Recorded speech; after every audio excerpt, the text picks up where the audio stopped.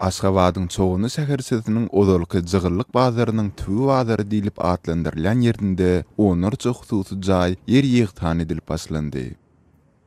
Yerli ýaşaýjylaryň aýtmagyna görä, jaý ýumrulan raýatlaryň bir bölegi döwlet tarapyndan ýaşaýyş jaý bilen üpçün edilse-de, olaryň arasynda ozal öý kitabyny edinip bilmedik ýaşaýjylara ýitiren emläginiň öwüdine hiç zat berilmeýär.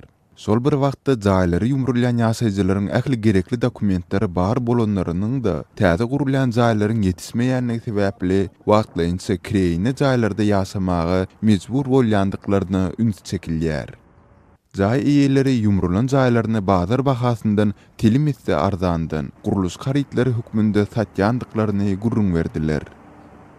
Yeri gelende bellesek mundan ozalam, Aşgabaty abadanlaşdyrmak bahanasy bilen paýtagtyň çetindäki çoğunly we sordaçylyklarynda müňlerçe ýaşaýyş jaýy ýumrulypdy.